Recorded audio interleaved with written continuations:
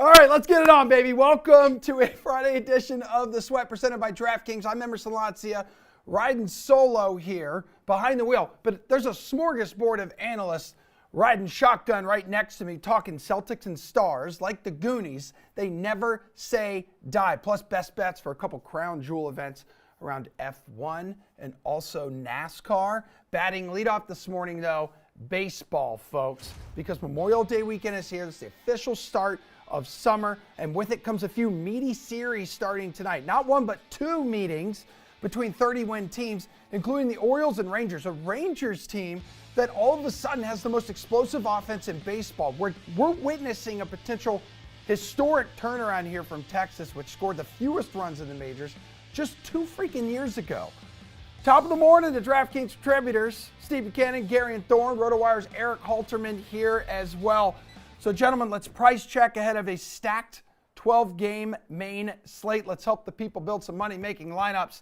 Bukes, I'll start with you. So maybe that dominating Rangers offense here, because of it, you're staying away from Baltimore's Grayson Rodriguez. John Gray takes the mound for Texas. Who is your favorite pitcher here over 8K?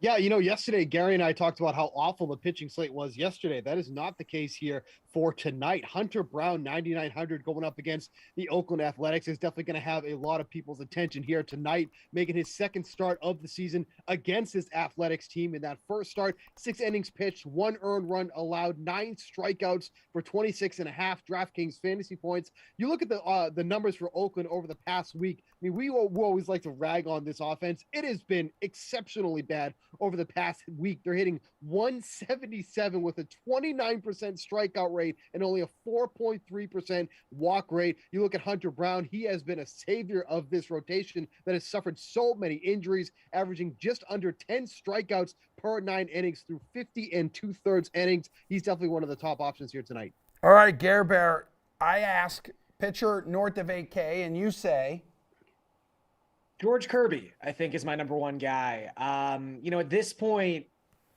really any Mariners pitcher not named Marco Gonzalez on any slate is viable. And Kirby certainly falls into that category. He's $9,300 tonight, going up against a Pittsburgh Pirates lineup that has really, really regressed since April. The last 2 weeks, not only are they the only team with an isolated power below 100, it is at .081. They can just not hit for power, and that means they can't score runs. They are not the highest strikeout rate team in baseball. Kirby is not the highest strikeout rate pitcher in baseball, but it just feels like one of those games, maybe very similar to what we saw from Logan Gilbert last night, where Kirby can work 7, maybe even 8 innings, and just through that sheer volume, he should be able to rack up enough strikeouts where he's very viable at this price. Okay, Eric. Kevin Gausman sitting atop the rankings there at 10-3. I'm shocked Garion steered clear of him. I'll still steer clear of him as well. There's Wow. several options I like in the 9,000 range. So I'm going to sell my guy very well by telling you that he's got an ERA north of 5 and only made 11 starts over the last 3 years. Sound exciting? That's because it's Chris Sale.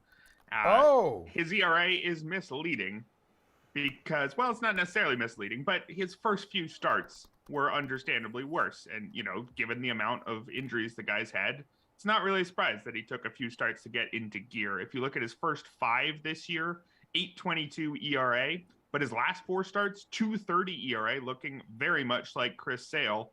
The main thing that changed is he's found the zone. His walk rate was a bit elevated in that first run, just over 9%. It's under 3%, 3 total walks in just over 100 batters faced over his last 4 outings. If he looks like Chris Sale, I'm going to be using him quite a lot, especially against a team like Arizona, which has a fine offense, but is very lefty heavy. They sit 19th in team WRC plus against opposing southpaws. So it's a perfectly good matchup for a guy who's been much better than his ERA lately. For sure. 6 ERA on the road this year, but his last 2 starts have been quality, as you have pointed out. Gare Bear, pitcher under 8K. So hook us up with a little bit of value here on the mound.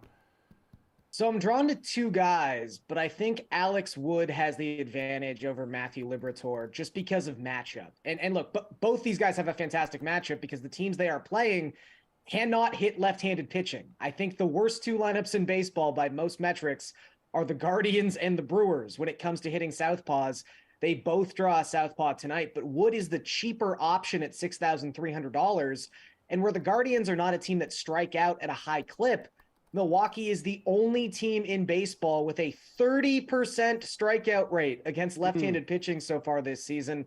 Again, Wood is not the guy he was 5 years ago for the Dodgers, but in this spot against a team that has just been absolutely putrid against left-handed pitching, I think Wood can get the job done. All right, Eric, give me a cheaper pitcher for tonight. I am going to go with Matthew Liberatore, who Garion just mentioned as his silver medalist in this category. Liberatore's been jerked around a bit by the Cardinals this season, which seems to be the team policy this year with a lot of their guys. He came up, had a promising start, and then was told he was going to stick in the rotation, and then immediately moved to the bullpen, and then it continued to be unclear. But hey, he's starting now, and he should get the chance to keep starting, given some struggles of guys like Steven Matz in that rotation. Liberatore was a promising prospect who didn't look very good last year. 5.97 ERA in the majors, 5.17 ERA at AAA. But he bulked up over the offseason. He had some great line about you can't fire a cannon out of a canoe. He is no longer a canoe. He's striking out a ton of batters. Garion did mention that the Guardians don't strike out a ton, so maybe we don't expect huge strikeout numbers from Liberatore, but the Guardians also just don't hit well, period. Technically better against lefties, but only 28th in team WRC+, so it's not better than much. So I like Liberatore plenty, even despite that lack of a huge whiff ceiling. Steve, pitcher under $8,000 on DraftKings tonight. Who do you like? Yeah, going right where Eric was going there. I mean, it's really hard to deny at 7,100 with how bad Cleveland is hitting the ball right now. I mean, a 278 WOBA against lefties, that's the second lowest in the league. A 75 WRC+. As a team, in total, 30 home runs. I think Pete Alonso is halfway there by himself. Like, it's actually insane how Cleveland is just not hitting at all. Like, the entire team is struggling right now. So, you know, for somebody who has high strikeout upside like he does, even though against a team that doesn't provide a lot of strikeouts, I mean, this feels like a pretty good value play at 7,100. Even if he strikes out less than a batter per inning, I can't imagine that Cleveland's going to get a lot on the base pass against him. One thing they do well is they do steal a lot of bases. They have about 4 or 5 guys who have at least 8 stolen bases on the year, but it doesn't matter when you're not getting on base. Give me Matthew Liberatore tonight. All right, Eric, let's talk expensive dudes who can swing good wood here. Hitter north of $4,500. I'll go with my always go-to guy, Juan Soto. Exactly 1 month ago today, he was hitting 178, had a 98 WRC+. He was striking out 26% of the time. Did not look like Juan Soto. But since then, hitting 354 with a 216 WRC+. His strikeout rate down under 17%. So he cut nearly 10 percentage points off that mark, which really looks nothing like Juan Soto. He's not a guy who strikes out at that kind of clip. He's back to looking like himself now. If you zoom in on just his last 5 games, it gets even more ridiculous. 636 on base percentage with 2 homers, 2 steals. He's even better today with the platoon advantage at Yankee Stadium. Great place for lefty to hit against Randy Vasquez, who is a fringe prospect with command concerns. That's exactly what he's been at AAA this year. 4.85 ERA, walk rate of nearly 12%. I guess the downside here is, given how good of an eye Soto has, maybe he just walks every time he faces Vasquez, but I'll take that as a floor with the potential for some power. All right, Bukes, talk to me. Yeah, I'll take Yordan Alvarez as 6K going up against James Caprillion. Against lefties, he has a 460 WOBA and an 8.97 FIP with 5 home runs allowed. All Yordan Alvarez does is just absolutely annihilate the poor baseball that is being thrown his way. Has a 419 WOBA against righties, 287 isolated power, and a 173 WRC+. This dude is just absolutely mashing the ball right now. I think he's averaging just under 11 DraftKings fantasy points on the season as a whole. So 6K, obviously very pricey for an individual hitter, but in this matchup here tonight, in which the Astros should have no problem winning, I like him a lot in the outfield spot at 6K. Yeah, Bukes, and Cap giving up over 6 walks and nearly 2 home runs per 9 innings this year. Nice pick there. All right, Gare Bear. Oh, thanks. $4,500. Yeah, you have my stamp of approval, my seal of approval. Gonna change it. I mean, I feel like I gave some pretty in-depth answers the first 2 questions. So I'm gonna be real lazy with this one. Nice. It's like a kid who woke up and forgot to do his homework. Pete Alonso is playing at Coors Field tonight. Oh. Pete Alonso is playing at Coors Field tonight against Connor Siebold, who for his career is giving up more than 2 home runs per Is 9. that former Red Sox? Yes. Former Red Sox, yes. Yeah. I think the really weird thing about Alonso tonight is that his salary is just $5,700. We're all used to seeing the Coors salary bump. I was positive Alonso would be 6'3", 6'4" in this matchup. To see him at 5'7", I know it doesn't seem like that can be a value. It kind of is. I mean, that's how good Alonso is right now, and his salary should be higher at Coors Field. All right, dudes. Hitter under $3,500, Garion? So this one is another bit of weird pricing. I'm shocked by it, and I had to double check this was actually the real DJ LeMahieu and not a fake DJ LeMahieu. He's $2,600 tonight. I know he's in a bit of a slump right now. I know he's old. He's not Colorado DJ LeMahieu anymore, but Joe Musgrove has not looked good so far this season, specifically against right-handed bats. He's letting opposing righties hit 400 with a 517 WOBA. And for whatever reason, DJ LeMahieu's price has dropped over $1,000 in a night. So maybe it's not the highest ceiling in the world, but at Yankee Stadium, a guy with his track record, that's just too cheap. Steve, is there someone just too cheap in this department? I mean, LeMahieu is definitely the answer. I honestly didn't even catch that because I don't think I scrolled down that far in the third base position.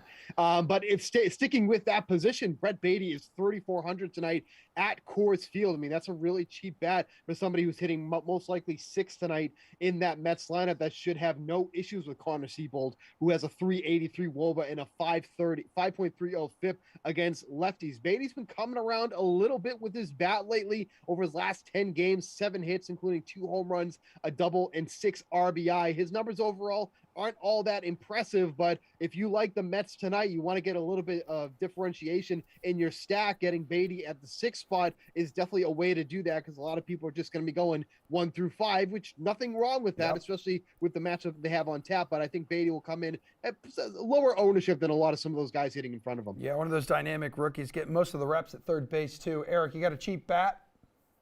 Yeah, let's stick with the rookie Mets theme. Let's go Francisco Alvarez at 3,300. Anytime you can get a catcher who is at Coors Field and has an 831 OPS and he's only 3,300, that's a pretty good deal. Alvarez is a bat-first rookie who didn't make the opening day roster for the Mets because his glove wasn't considered good enough. And when he initially came up, things weren't great.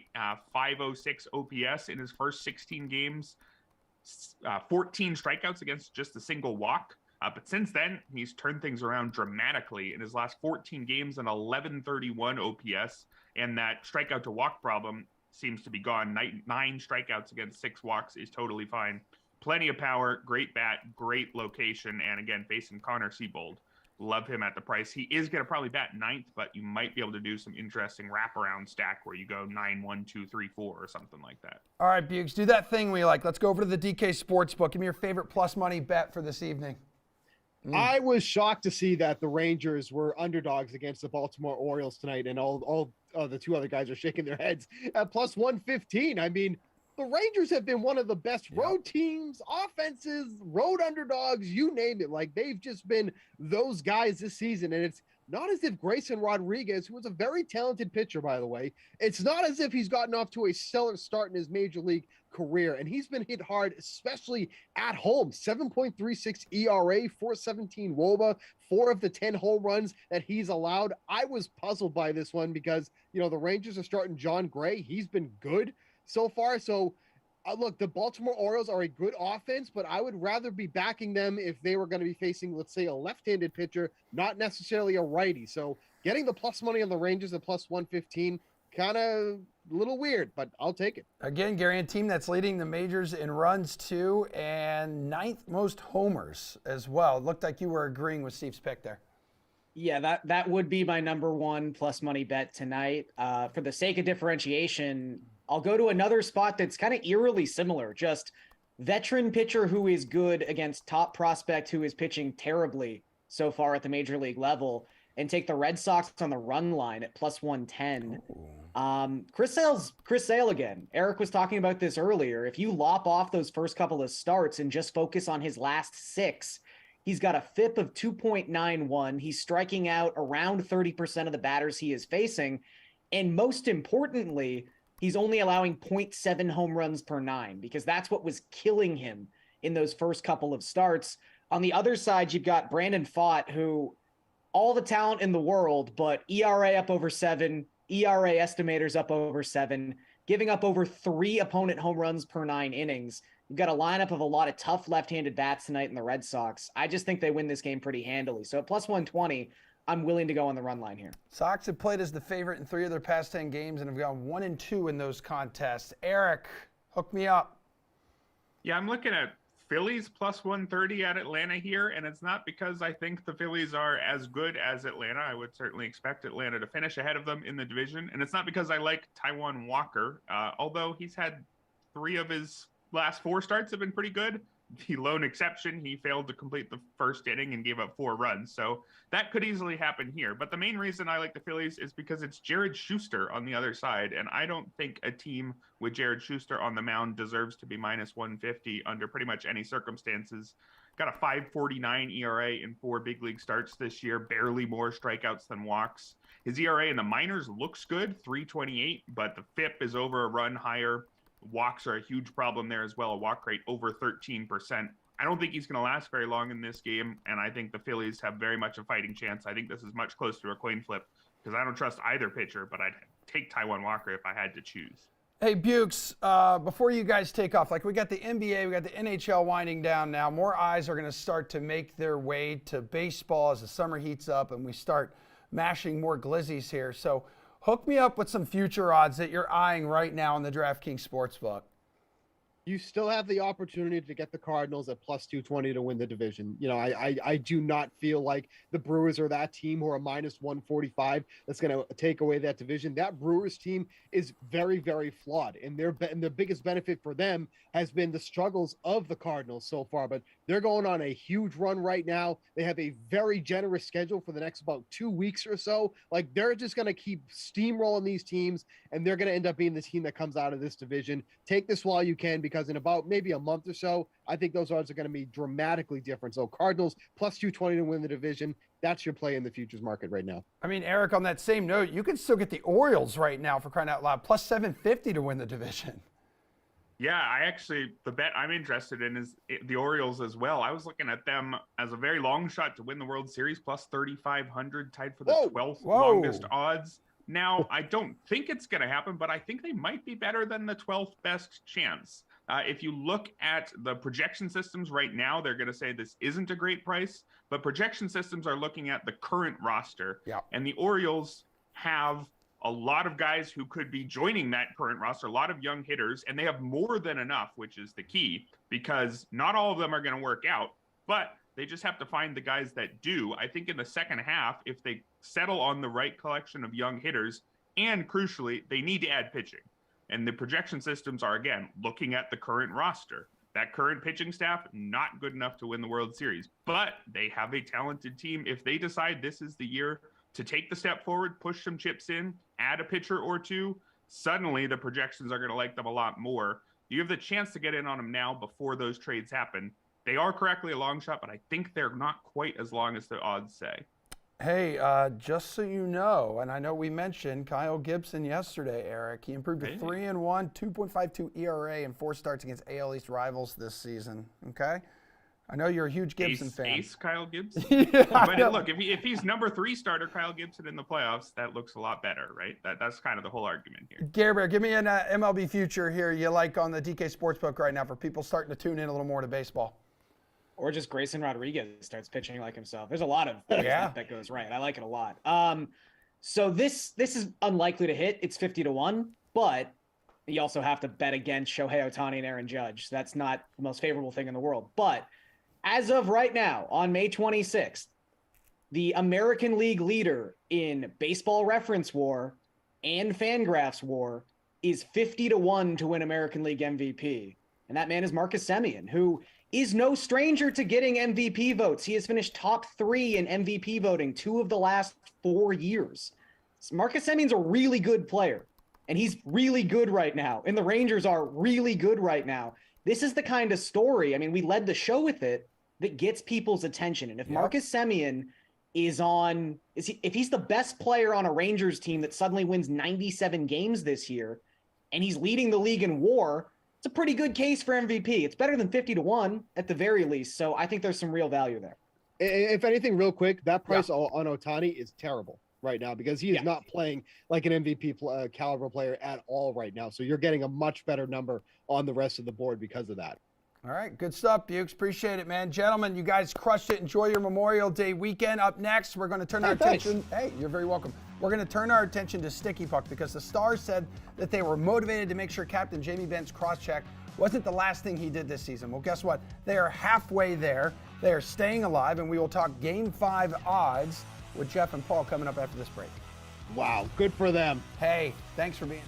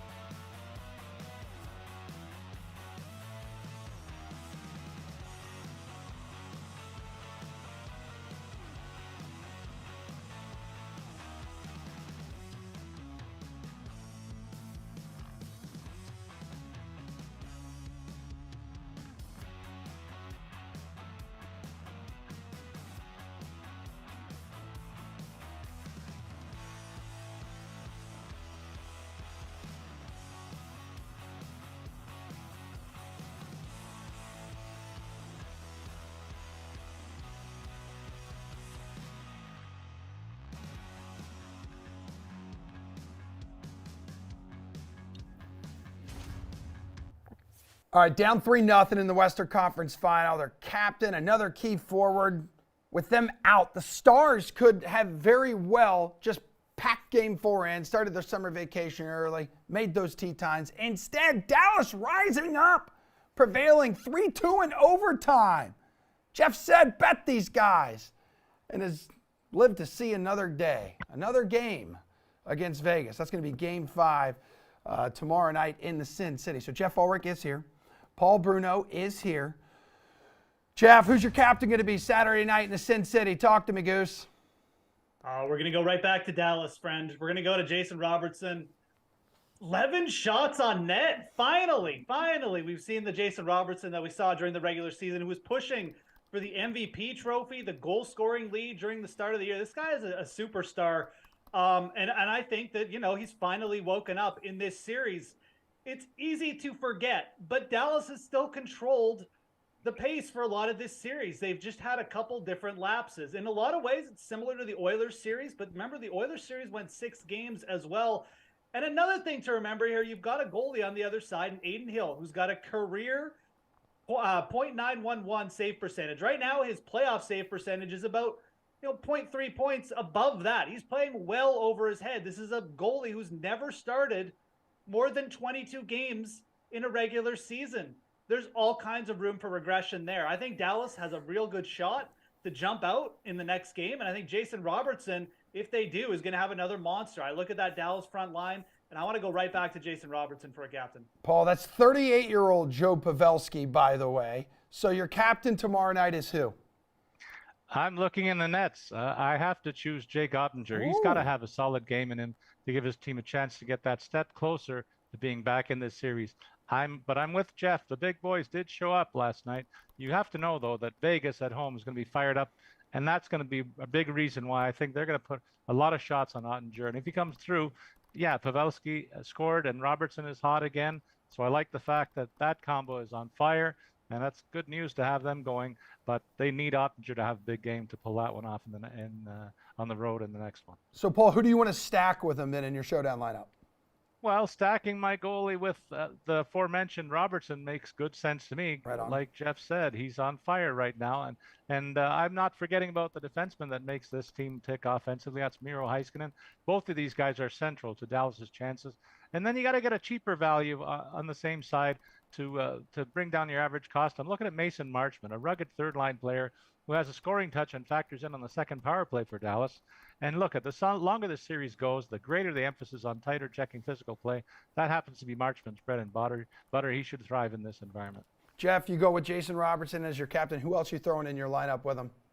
Yeah, look, I mean, if you're playing Robertson, I think you have to play Rupe Hintz alongside him. I think Miro Heiskanen as well. But Hintz, I mean, obviously, we've seen Hintz explode at times in the playoffs as well. But, you know, if Robertson is going to have a big night, you can pretty much guarantee Hintz may be in for a multi-point night himself. So it's expensive, but if you're going to pay up for those two, you're obviously playing for the Dallas win, and you're trying to stack that big line. I mean, they're going to have a massive night if Dallas wins, in my opinion, and that is where you should be going for your captain spot. Obviously, showdown, very variable, but certainly if you're going to captain Jason Robertson, at the very least, you need to, I think, pair him with somebody of Hintz, Miro Heiskanen, who also gets a lot of power play exposure as well, had 2 power play assists in the last game. Someone of that ilk, because if Robertson's going off, there's probably power play points to be had there. Heiskanen as well on the blue line, a little bit cheaper option. But for me, if you can get up and pay up for Rupe Hintz to go with him, that's for me the most optimal play. And Jeff, Robertson on the DK Sportsbook plus 140 for anytime goal score. Jack Eichel with the shortest odds in that department at plus 125. Who do you like here?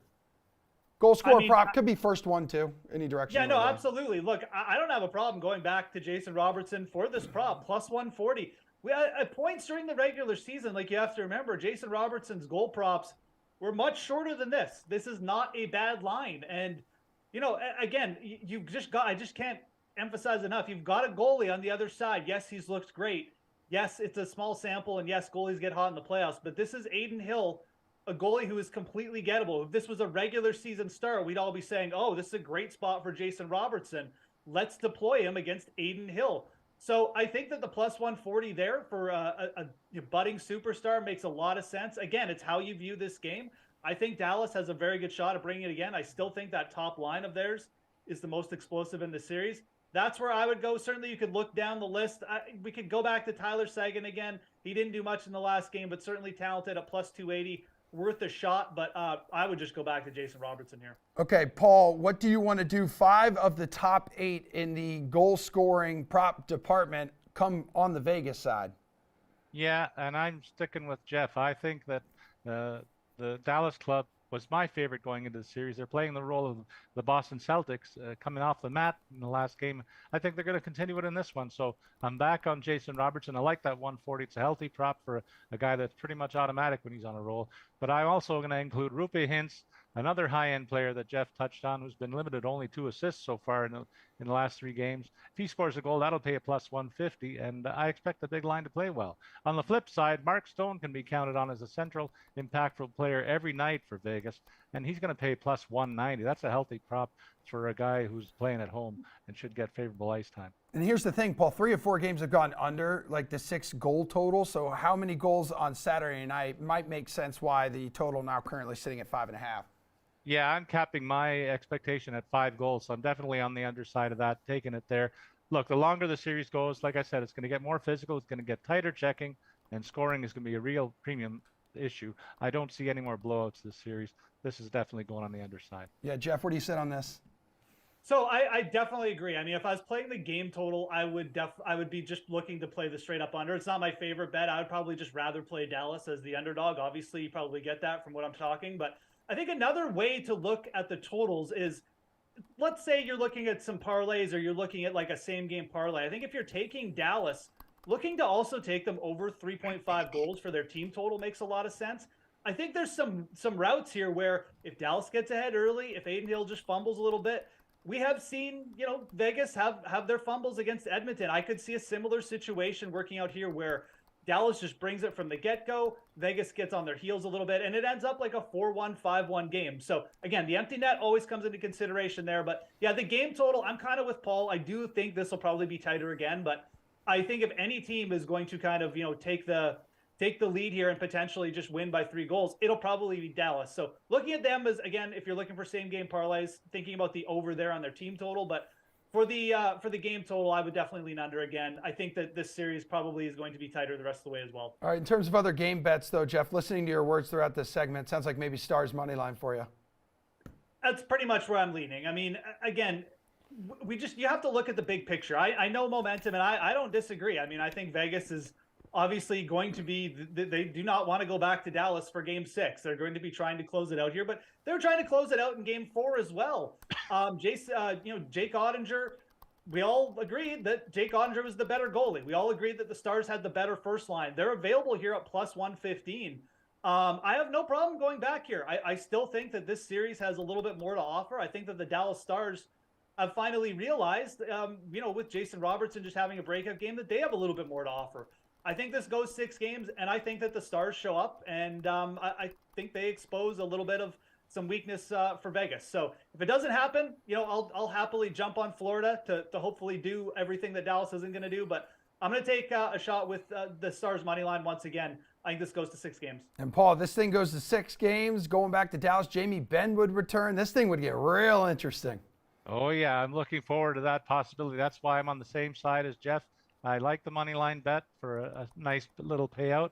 But if you're looking for more, do the parlay thing and take Dallas to win the game in a low-scoring effort. So Dallas minus the puck line, and you'll get a healthier payout there than the money line offers you here. But I'm singing from the same hymnal as Jeff, looking forward to Dallas making this series a lot more interesting than it is right now. All right, my Canadian companions, I love you guys. Mean it, Jeff. We'll talk some F1 and NASCAR with you coming up. We will welcome in our newest friend from VSiN, breaking down the NBA Game 6 between the Celtics and Heat. That is tomorrow night. But right now, we also got a tennis major starting up. So who should we look at for French Open winners?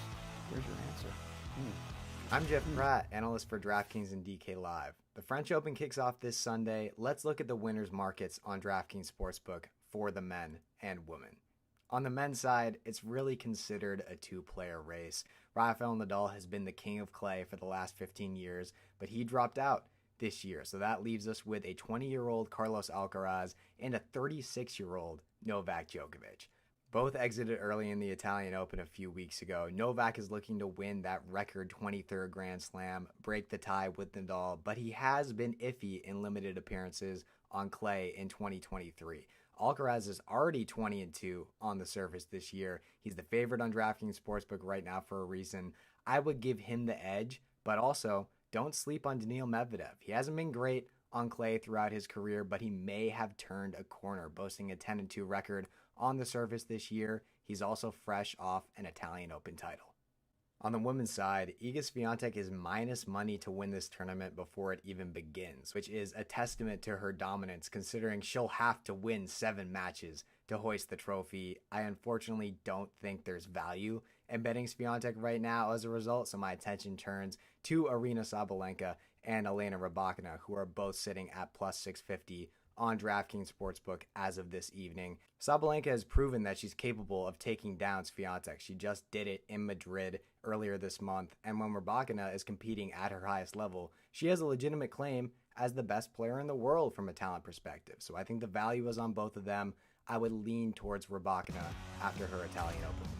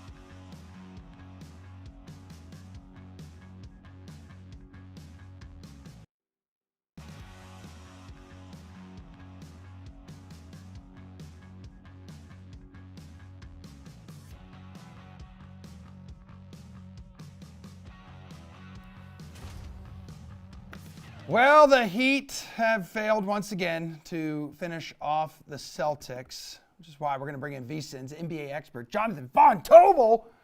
We might have to start calling this one a comeback. Just don't tell LL Cool J that, dude. What's up, man? Welcome to the show. Happy debut. Thanks, man. Thanks for having me. As somebody who was very pro Boston coming into this series, very excited to see what's going to go down here so I can kind of be a jerk on social media and tap dance around a little bit. So it's been exciting last 2 games. Who's a jerk on social media? No one does that, JVT. Come on now. It's a little fun every once in a while. Hey, what was the difference maker like for Boston last night? So I think you can really look at Gabe Vincent and his absence, because I think one of the big things for Boston outside of the obvious, right, which is making 3-point shots, is going to be that turnover rate for them defensively. They turned Miami over on 19.8% of their offensive possessions in non-garbage time. That's a really big deal. And then when you look at their offensive rating in transition off the steals, how much they added to their offensive rating there, I think that on top of all the obvious things we can look at on that box score, their ability to force turnovers and limit Miami possessions, because Miami actually shot relatively well if you look at just the base percentages, but cutting into those possessions and getting as many extra possessions for themselves as they did, it was incredible. In the first quarter at one point, they had 11 made field goals to 10 field goal attempts for the Miami Heat. That's going to make a massive difference in a series outside of some of the other stuff. So I think that was very much at the top of the list. And then, dude, Lowry committing 2 of those early turnovers, starting in Vincent's absence, and then finished with a brutal stat line: 5 points on 2 of 5 shooting, 1 assist, 4 turnovers. And then where did Jimmy Butler go last night? Yeah, you know what? I would say we can credit Boston's defense a little bit. I thought Boston defensively did play really well outside of just forcing turnovers. But I think we also have to remember, too, for Miami, this is a team that had to play 2 play-in games that has now extended out their minutes here because they had to play a lot of good basketball at the end of the regular season just to get into the dance. And then all of a sudden, too, you're talking about Jimmy Butler suffering that ankle injury in game 1 against the New York Knicks and playing on that for some time. So, this could be Jimmy Butler getting shut down by the Boston Celtics, or this could be the logical thing of maybe the minutes are starting to wear on a team that has had to ask a lot of Jimmy Butler, who's playing on half of an ankle. So I think that's probably a big reason why we've seen this kind of regress for Miami. If Jimmy Butler's not making shots, that team's probably not winning games, and we've seen Jimmy Butler really slow down here over the last couple of games. Yeah, Jimmy Butler saying after the game, we will win this series here. Celtics have now won a franchise record 4 elimination games in a single postseason. Hook me up with a Celtics player prop you like for Game 6 tomorrow night in Miami. I think if you're kind of looking around everywhere, I think you're going to look at Tatum assists. We have seen the plus price on the over kind of diminish a little bit yesterday going into that game. It was about plus 105. But I think when you think about what Miami wants to try to do here defensively, it's going to be sending a lot of exotic defenses out there at Boston. And one of the things they had success with, specifically if you go back down the stretch of game 2, was throwing his zone and throwing some double teams at Jason Tatum. Well, that means Tatum gets the ball out of his hands. And Tatum has been very effective as a passer. He's averaging 5 assists since the beginning of the postseason. He's perfectly capable of going over that number. And if he is, of course, given the opportunity to go over that number, I think Jason Tatum over his assist prop is going to be something to look at, because he's going to face a lot of exotic stuff that Miami Heat could throw at him. Okay, so then who are you looking at on the Miami side for a prop? This is going to be pretty chalky, but look, I don't expect that Jimmy Butler is not playing almost every single minute of that game in Game 6. So if you want to look at, I think, over at points and rebounds, or points, rebounds, and assists for Jimmy Butler and going over that mark, at the very least, right, when we talk about sports betting, you're betting that the probability of the event you're betting on is higher than what you expect the market or what the market's showing. I think going over Jimmy Butler, points, rebounds, and assists is going to be something to look at here, because he's going to play almost every single minute. The opportunity is going to be there for him to go over that. And especially if you're somebody who likes that Miami side, it's going to correlate heavily to a successful Jimmy Butler prop. And I think that's the way to look at it if you're talking about a player prop standpoint for Miami. All right, well, JVT, speaking of over, we going over the total here, 211 currently on the DK Sportsbook? So I think that this is a total throughout the series that is really correlated to the side. So it depends on who you like in this game. I think Miami is going to lose this game. So I think that this game is going to go under the total. Boston in the 2 games they have won. They have held this to total, or the games underneath the total. If you look at the wins in this postseason, they're 10-0, of course, in their 10 wins. But you're talking about a net rating of plus 15 in non-garbage time, a defensive rating of 104.5 for the Boston Celtics. As somebody who thinks the Celtics are going to win this game, I think that this is a candidate to go under. But it is heavily correlated to the side that you like. So if you like Miami, you're definitely looking at this thing over because Miami's wins have come through some really hot shooting. We can point to many instances of that throughout this postseason, and that's going to correlate to the Miami side. But for somebody like me who thinks Boston's winning this and forcing a Game 7, I'm going under. Okay, so you're leaning more towards like Celtics money line here, spread? Yeah, I think so. I did get invested in Boston right before Game 4 to win the NBA Finals, so I'm really hoping they can pull this thing out. But I think that is the way to go. If you want to go Boston money line and then sprinkle a little bit on the series as well at a plus price, because then you'll be essentially sitting on Boston money line in Game 7 at a plus price where they're going to be heavily favored. I think that's the way to do it. But I would go in there and essentially look at Boston to win this game outright. And I think that money line price is cheap, especially if Gabe Vincent's not going to play. We'll see this get close to that 4 again like we saw in Game 3. Yeah, okay, so then you're planning on this thing going 7 games. Do the Celtics, is your gut telling you the Celtics make history and become the first team to come back down 0-3 in a best-of-7 series? I'm going to say yes. I think that they're starting to finally play their game. They're shooting about right where we expected them to. They weren't shooting very well in the first 3 games of this series. Their defense is starting to play at their level. Jaylen Brown broke out of their slump. I'm going to say that the Boston Celtics are going to win the next 2 games, and it's going to be 150 with teams that were facing a 3-0 deficit. That's right. You're telling me there's a chance, JVT. Good stuff, man. Tell Kelly Bidlin we miss him, and it was great having you making your Sweat debut. We will have you back ASAP, my dude. We're going to take one final break in this show, and Rubbin is racing. Jeff and Pierce are standing by. Talking Monaco, talking Charlotte, same cities, basically.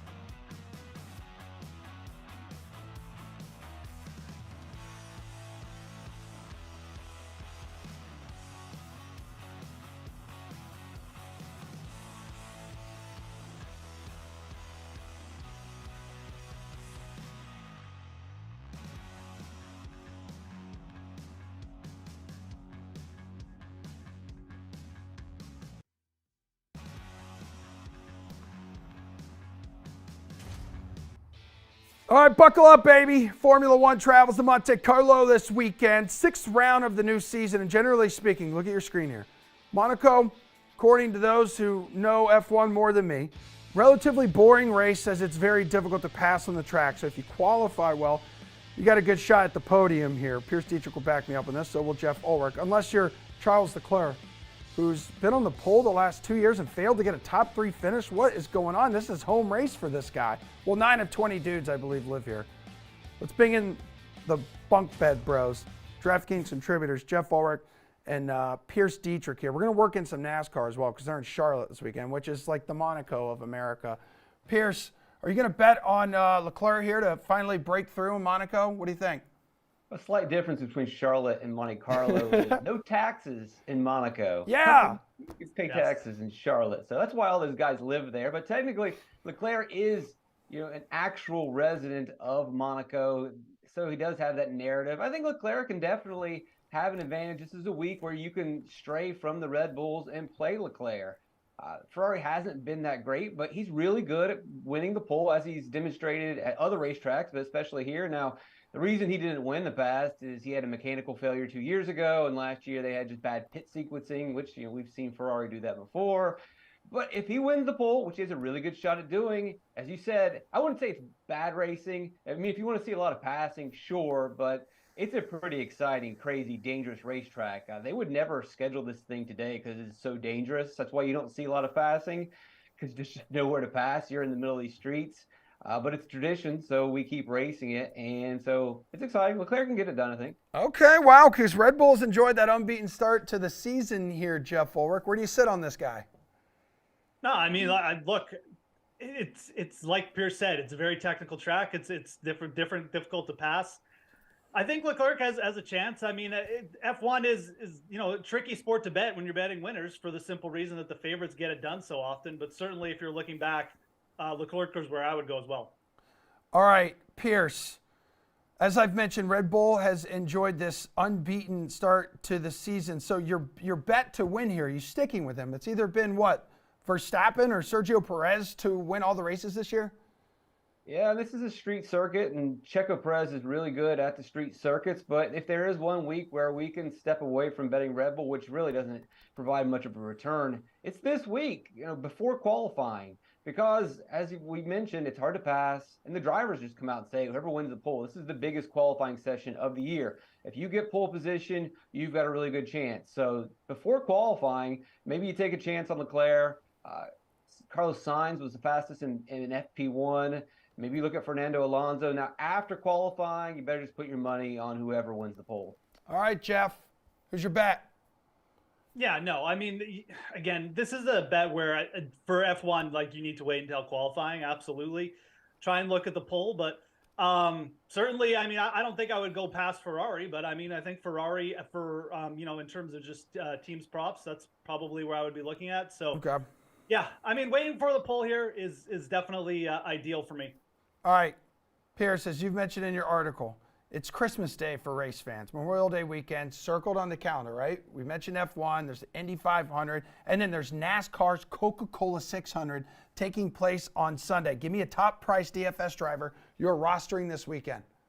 Before we get to that, Indy 500, I like Takuma Sato at plus 1,100. Excellent, thank you. Running for CGR. Laid down one of the fastest practice laps in 30 years. He's won the Indy 500 2 times. Speaking of speed, I'm going to go with Larson. I know we pick Larson every single week, but he gets it done every single week. I don't see any reason to go in any other direction. As I mentioned in the price check video, he's not just the GOAT. He is a god. We're witnessing greatness in racing. You got to play Kyle Larson. There's just no other way around it at this moment. Jeff Ulrich, the floor is yours. Yeah, I mean, like, Larson was certainly dominating in the last race. I mean, he's certainly dominated here. But I mean, again, not a short track. I mean, I think that there is absolutely some argument to be made here that you can go down. Denny Hamlin at 10-3, I mean, is probably where I would start. Hamlin has been very good of late as well. He's got a nice record on this track. I mean, I think, again, you're looking to, just go against the field a little bit. I mean, I do expect Kyle Larson will be extremely highly owned, but, defending race winner, 17 top 10 finishes at Charlotte over his last 21 starts. Oval track, I mean, I think Denny Hamlin is definitely in play here. So 10-3, that is where I would go. You could certainly also roster both drivers and look to just create some sort of like stars and scrubs lineup. But I think Denny Hamlin is kind of the driver that I would target, and especially if you were looking to make a build for DFS without Kyle Larson in it. All right, Jeff, how low down the salary board are you willing to go here for a value play? I mean, you can, again, it all depends on lineup construction. Certainly there are drivers at the bottom here who we can target, Austin Cindric, Eric Jones. But, I think that the real sort of solid values are a little bit higher. Chase Briscoe is certainly a name that I think people should be popping on. He's only 7,600. He's driven well over his last 5 starts. He's got 3 top 5s over his last 6 starts as well. So Chase Briscoe is a driver who, again, like I feel like just a little bit undervalued here. I think that the track is good for him. I think that just looking at his overall record at this event, I mean, just everything about him at 7,600 suggests that this is a driver who I think has a very good shot of, not only just doing well for DFS, but potentially even getting in contention here for the win. So Chase Briscoe, that is definitely a player, or a driver, I should say, who I would be looking at in this range. All right, give me your value DFS play, Pierce. I'll take Stenhouse. You look at, for whatever reason, this track suits him. He's got a top 10 finish in 4 of his last 6. The last 11 at Charlotte, he's averaging a 12.6 finish. So really, he races inferior equipment, and to get those results over 11 races at Charlotte, that's pretty impressive. And just to add to what Jeff was talking about earlier, maybe putting 2 top-tier guys in your lineup, I think you're absolutely going to have to do that with 600 miles in this race. That's 400 laps. The laps led and fast lap points typically are going to go to the elite drivers at this intermediate track. So don't rule out the double punt, playing 2 drivers in the $5,000 range. All right, let's get over to the DK Sportsbook here, guys. Give me a driver prop that you are looking at, Pierce. You got some head-to-head matchups. So Denny Hamlin, he won last year. Got minus 130 driver prop headed up against Truex Jr. That was last week's winner. Then Kyle Larson, as we mentioned already, favored minus 130 against William Byron. I'm going to jump over into the Group B selection, which is where Christopher Bell is at plus 275. He's in a group with a lot of fast drivers, but not necessarily great finishers. And whereas Bell may not quite have the upside and the speed of the other drivers, he just gets pretty solid finishes. The JGR Toyotas have been on an absolute roll at the intermediate tracks. Truex won at Dover, Hamlin won at Kansas. Bell hasn't gotten a win in an intermediate track race, but he's right there in the top 10. I think he's a pretty safe finisher, and you get a plus 275 odds. You got to like that. Chastain, Kyle Busch, Elliott, Bell. Jeff Ulrich, your prop. Yeah, I'm going to stick with the head-to-head matchups here, and I'm just going to take Tyler Reddick straight up against Bubba Wallace, minus 115. I get that Bubba Wallace is looking solid. Certainly the car has been fast. He's had some top finishes, but Tyler Reddick is just better, in my opinion. I mean, I think, Toyota's a little bit underrated here coming in as well. I'm surprised to see. I was surprised to see this matchup. I mean, I think that taking Tyler Reddick in this kind of matchup against Bubba Wallace, long term, you're just looking at a solid one there. So I have no problem there. I like that. Certainly, if you could find some Chase Briscoe matchups, perhaps later in the week, that would be something I'd be interested in. But right now, just looking at the board, I mean, for matchups for me, the Reddick one really sticks out. I also don't hate Chris Bell at minus 105 there.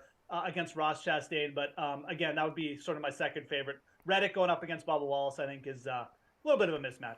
All right, your pick to win this race, Pierce Dietrich. It's Kyle Larson, isn't it? I know I pick the same guys every week, but it works. Kyle Larson That's was fine. your winner last week at North Wilkesboro. I had William Byron the week before that, and he won at Darlington. Look, you want to get cute. This is not the week to get cute. The Coca-Cola 600 favors the elite drivers. It's going to favor the chalky drivers. Larson won this race in 2021. This is the best car he's ever had. He's on probably one of the best runs of his life. He's just winning everywhere. Don't get cute. I know it doesn't pay that well, but look, don't bet against this guy right now. All right, speaking of cute, Jeff Ulrich, who's your selection to win, babe? I'm going to go Denny Hamlin. I mean, I think like the plus 700 odds are just fine. I mean, I think this is kind of where you should see the favorite. I just think it's too short for Kyle Larson. I get that he's, like the Air Jordan of NASCAR, or the Air Car Jordan. I don't know what they call it in NASCAR, but I think Denny Hamlin, defending race winner, won a few starts ago. I mean, again, I just think that when you're looking at the overall odds, the value at the top is kind of with Denny Hamlin. So like the way he's driven, like the fact that he's cooled off a little bit in the odds because of just a couple slower starts. And this is obviously a track where he absolutely has dominated. 17 top 10s, like I said, and 21 finishes. Yeah, we'll take Denny Hamlin there at plus 700. I like that. Okay, and as Pierce mentions in his DK Nation article, until last season, he had never won a cup race at Charlotte. He was 0 for 30, but the dude is back, and Jeff is backing him. You two are great and fantastic. Enjoy the best day in motorsports of the year. Wow, Pierce, look how happy you are. I never see you smile like this. Everybody have a safe weekend. We're back here for a Tuesday takeover with Jared Carabas. We're off Monday for Memorial Day, so be safe, everybody.